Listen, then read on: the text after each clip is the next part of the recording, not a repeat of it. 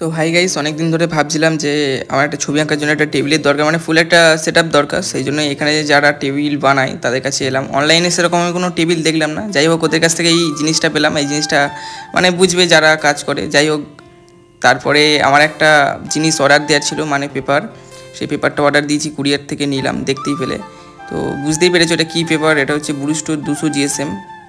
এই পেপারটায় মানে খুব স্মুথ টেক্সচার, খুবই ভালো এবং মিডিয়াম সারফেসও আছে। তো কাজ করব, দেখাই যাক কেমন কি হয়। দেন আজকে রাত পর্যন্ত অনেকটা কাজ বাকি আছে, সেই জন্য একবার বাইরে গেছিলাম খাবার আনতে। তারপরে বাড়ি এসেছি।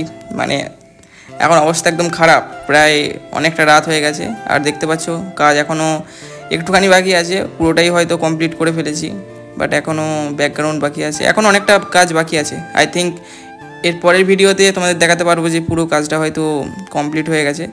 তো আবার কি, আজকের মতন চলো টাটা, দেখা হচ্ছে নতুন ভিডিওতে।